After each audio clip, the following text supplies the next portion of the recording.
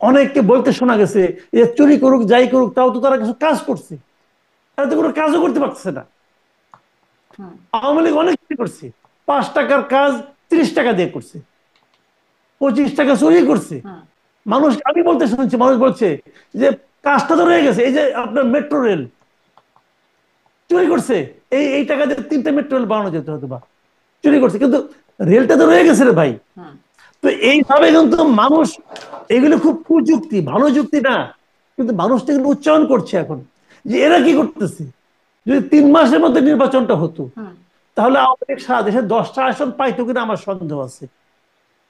এটা রিয়েলিটি। কিন্তু যতই দিন গেছে, ডক্টর ইউনূসের যে কুশাসন, ডক্টর ইউনূস শাসন দেশ চালাতে পারে নাই।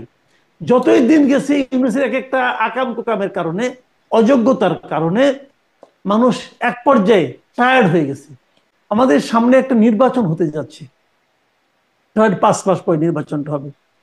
এই নির্বাচনে এই দেশের প্রধান দুইটা, যত কিছু বলেন ভাই, দেশের রাজনৈতিক দল হলো দুইটা এখনো, আওয়ামী লীগ আর বিএনপি, প্রধান দুইটা রাজনৈতিক দল।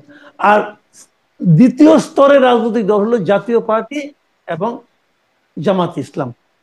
এটা সেই 90 সাল থেকেই এই বাস্তবতা আমরা দেখছি। হুম। তো সেই বাস্তবতার মাথার দুইটা রাজনৈতিক দলের মধ্যে একটা রাজনৈতিক দল নাই।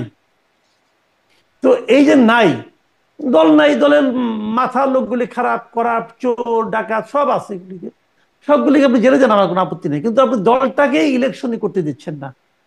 না দিচ্ছেন কেন? এক ধরনের ভীতি কাজ করছে সবার মধ্যে, হুম। যে যদি কিছু হয়ে যায়। দেখেন, আমি একটা কথা আপনাকে বলি সরাসরি, দেখেন আপনি, গত বছরের অগাস্টে শেখ হাসিনা সরকারের পতন হয়েছে। যদি অগাস্টের 3 মাস পরে একটা ইলেকশন হইতো, আওয়ামী লীগের পক্ষে কয়টা আসন পাওয়া সম্ভব হইতো আমি জানি না। আমার মনে হয় না সারা দেশে আওয়ামী লীগের কোনো জনপ্রিয়তা তখন ছিল। হুম। এই যে মব বলতেছে, আগে মব ছিল, আগে এই ছিল, গুম ছিল, গুম হয়েছে, কোনো সন্দেহ নাই, অনেক গুম হয়েছে, ভয়ঙ্কর মানে অমানবিক কর্মকাণ্ড হয়েছে, অন্যায় হয়েছে। আপনি যদি তার বিপরীতে মবটা থামাইতে পারতেন, তাহলে কিন্তু মানুষ কম্পেয়ার করতো হুম। যে না ঠিক আছে, আমরা খুব শান্তিতে আছি। আপনি তো মব দিয়ে মানুষের মধ্যে আতঙ্ক তৈরি করছেন, হুম। তাহলে পার্থক্যটা কি হলো? দেখেন, আমি আপনাকে আমি নিজে সাংবাদিক, আমি একটা প্রেস ক্লাবের উদাহরণ দিয়ে বলি। প্রেস ক্লাবের ইতিহাসে কখনো নির্বাচন বন্ধ হয় নাই। এই সরকার আসার পর যারা প্রেস ক্লাব দখল করছে, তারা 1 বছর নির্বাচন করে নাই, জাস্ট নির্বাচন করে নাই। হুম। এই নির্বাচনকে তারা 1 বছর একটা এজিএম করে বাড়াই দিচ্ছে।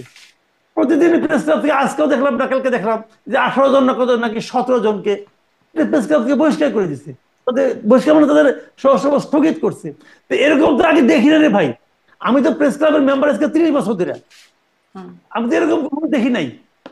তো মানে এইগুলি কেন হচ্ছে? এই সরকার এমন হচ্ছে, প্রশ্রয় পাচ্ছে বলে হচ্ছে। কাজে এগুলি ভালো কিছুটা। আগের আমলে সাংবাদিকদের মধ্যে একটা বড় গ্রুপ ছিল যারা হাসিনা সরকারের তেল মারতো, এখন মারে না, এখনো মারে। এই যে পান্না গ্রেপ্তার হলো, একটা সাংবাদিক সংগঠনকে দেখছেন এটা কোনো প্রতিবাদ করতে? আমি তো দেখলাম না ভাই। পান্না তো একজন সাংবাদিক, দেখলাম না তো। কেন দেখলাম না?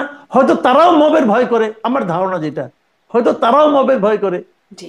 তো এটাই হবে। মঞ্জুর আলম পান্না বলছিলেন যে আমার হাত করা, আপনারা সাংবাদিকরা কার পক্ষে লিখবে, আসলে সাংবাদিকরা কার পক্ষে সেটাই একটা বড় বিবেচনা। আমি অবশ্য খুব কাউকে কিছু বলতে দেখছি না। আর একটা প্রসঙ্গে একটু আসি, এই নুরুল হক নূরের ঘটনার পরে প্রধান উপদেষ্টা রাজনৈতিক দলগুলোর সাথে বৈঠক করলেন, বিএনপি এনসিপি, মানে এই 3টি দলের সাথে বৈঠক, প্রধান 3টি দল হিসেবে যাদেরকে সরকার আখ্যায়িত করে, বিএনপি, এনসিপি এবং জামায়াত। তারপরে একটা নোট দেখতে পেলাম, আমি একটা সূত্র থেকে জানতে পারলাম, আপনি জেনেছেন কিনা এই বিষয়ে সেটিও একটা প্রশ্ন, এবং তারপরে সে যদি জানেন, সেই একটা স্পেশাল রিমার্ক, এই মিটিংয়ে একটা স্পেশাল রিমার্কের মধ্যে দেখছি যে বর্তমান আর্মি চিফ থাকলে ফেয়ার ইলেকশন সম্ভব না, তাকে রিপ্লেস করা না হলে প্রধান উপদেষ্টা দায়িত্ব কন্টিনিউ করবেন। এটা ইংরেজিতে আছে, আমি বাংলায় করে বলছি। মানে এরকম কিছু কি আসলে হয়েছে? আর এরকম কিছু হলে আসলে কে টিকবেন, মানে ডক্টর ইউনূস নাকি জেনারেল ওয়াকার? এটা এটা আসলে নোট আছে কিনা আমি জানি না। আমি কোনো কোনো মিডিয়াতে মানে আমি দেখিও নাই। যদি বিচ্ছিন্নভাবে কেউ বলে থাকে, তার সত্যতা নিয়ে আমার সন্দেহ আছে। আর যেটা সত্যতা নিয়ে আমার নিজেরই সন্দেহ আছে, হুম। সেটাকে সত্য করে তো মন্তব্য করাটা আরো রিস্কি। হুম। হুম। কাজে সেই সেই সেই পথে আমি যাব না তার মানে আসলে। এই বিষয়টা তবে আসলে হুম, এই এই বিষয়টা নিয়ে ধরনের খুব নোট। একটা আপনিও জানেন না, মানে আমিও জানি না যেটা ঠিক কিনা। এখন তো অনেক খবর আসে, একটা সোর্স থেকে আমি দেখছিলাম যে বেশ কিছু, যে কে কি ইনফরমেশন কি হয়েছে এখানে, কারা কারা পার্টিসিপেট করলো, অ্যাডভাইজাররা কারা ছিলেন, চিফ অ্যাডভাইজার কি কি মেসেজ দিলেন, সেখানে আসলে এই বিষয়গুলো, কোন দল কি কি বললো, এই বিষয়গুলো নিয়ে কি নোটের মতো করে আছে। আমি আপনাকে পাঠিয়েও দিব যদি আপনি দেখতে চান পরবর্তীতে। এই প্রসঙ্গে একটা কথা বলি আপনাকে, হ্যাঁ। এখানে আর্মি চিফের ব্যাপার না, একটা অবাধ নিরপেক্ষ এবং সকলের কাছে গ্রহণযোগ্য নির্বাচন ডক্টর ইউনূসই করতে পারবেন না। এটা অন্য কারোর উপর দায় চাপানোর দরকার নেই, অন্য কাউকে বলে অজুহাত দেওয়ার দরকার নেই। এটা ডক্টর ইউনূস হিমসেলফ পারবেন না।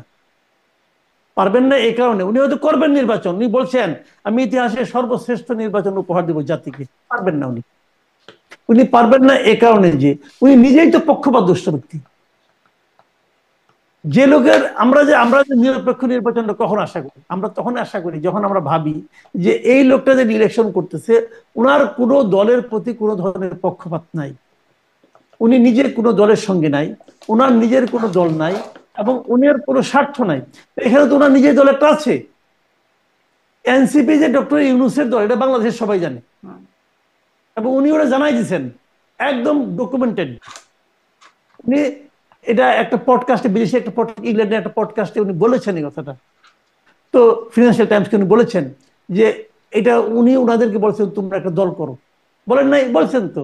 কাজে যেখানে উনার দল আছে ইলেকশনে, সেখানে উনি যদি প্রধান থাকেন, সরকার প্রধান থাকেন, ওই নির্বাচন গ্রহণযোগ্য হবে না রে ভাই। এখনই তো আপনি আমাকে বলেন, এনসিপি এখন ওনাদের প্রথম প্রধান তিনটা দলের মধ্যে এনসিপি, কোন বিবেচনায়, কোন বিবেচনায় এনসিপি কি ইসলামী আন্দোলনের চেয়ে বেশি ভোট পাবে? চ্যালেঞ্জ। এনসিপি কি জাতীয় পার্টির চেয়ে বেশি ভোট পাবে? আমি চ্যালেঞ্জ দিয়ে বলতেছি, পাবে কিনা দেখেন, পাবেই না। আপনারা জাতীয় পার্টিকে কোনো মিটিংয়ে ডাকেন না, অথচ জাতীয় পার্টিকে আপনি নিষিদ্ধও করেন নাই। কিসের নিরপেক্ষ আপনি বলেন? আপনি আমাকে, আপনি কি জাতীয় পার্টিকে নিষিদ্ধ করছেন? এই গভর্নমেন্ট করছে? করে নাই তো। ঠিক আছে, আওয়ামী লীগকে আপনি নিষিদ্ধ করছেন, বাদ দিলাম। জাতীয় পার্টি তো আপনি নিষিদ্ধ করেন নাই, না কইরা তাকে আপনি কোনো মিটিংয়ে ডাকেন না। এই যে আপনার ঐক্যমত্য কমিশন হচ্ছে, 35টা পলিটিক্যাল পার্টি সেখানে যাচ্ছে, যে 35টা নাম আপনিও বলতে পারবেন না, আমিও বলতে পারবো না। সেখানে জাতীয় পার্টিকে আপনি কখনোই ডাকেন না, কেউ ডাকেন না, বলেন কেউ ডাকেন না। আপনি একটা কারণ দেখাবেন, ওই কারণ তো সবাই সমর্থন না করতে পারে। ওই কারণটাকে সার্বজনীন কারণ, ওই কারণটাকে দেশের সমস্ত পাবলিক পছন্দ করে, স্বীকার করে, কয় না তো। তাহলে আপনি আওয়ামী লীগের ব্যাপারে বলতে পারেন ওদের রাজনৈতিক কর্মকাণ্ড নিষিদ্ধ করছি করছি, তো জাতীয় পার্টিকে আপনি ডাকেন না কেন? কোনো লজিক নাই, বলতে পারবে না। ওনাদের মনে হয়েছে, ওনার বাচ্চারা বলছে যে এটা স্বৈরাচারের দোষর, ডাকা যাবে না, ডাকেন নাই। জি, মানে এই জবাবদিহিতা বা এই ব্যাখ্যাগুলো আসলে পাওয়ার কোনো সুযোগ নাই। আমি একটু সেনাপ্রধানের প্রসঙ্গে কথা বলছিলাম, মানে ডক্টর ইউনূস নাকি সেনাপ্রধান, কে থাকবেন সামনে বা কে টিকবেন, এই একটা আলোচনা শুরু হলো। মাঝখানে আমরা সেনাপ্রধানের বেশ একটা নড়াচড়া দেখলাম সে প্রধান বিচারপতি, যেটিকে আসলে বলা হচ্ছে নজিরবিহীন একটা বৈঠক, কারণ এরকম বৈঠক দেখা যায় নাই অতীতে। সেখানে দেখলাম তারপরে প্রধান উপদেষ্টার সাথে বৈঠক, রাষ্ট্রপতির সাথে বৈঠক, একবারে মানে ঘন ঘন কয়েকটা বৈঠক হলো। এই নড়াচড়াটাকে আসলে কিভাবে দেখছে? সেনাপ্রধানের বিশেষ তৎপরতা কিছু মনে হয়? দেখেন, এটা স্বাভাবিক না। স্বাভাবিক না এই কারণে, সেনাপ্রধান প্রধান উপদেষ্টার সাথে দেখা করবেন, এটা করেন, সবসময় করতে পারেন উনি। কেন করেছেন? নানা ধরনের গুজব কিন্তু আছে বাজারে, আসলে এটা অস্বীকার করা যাবে না। বাট সেটা যেহেতু গুজব, গুজব নিয়ে তো আমরা আলোচনা করতে পারবো না।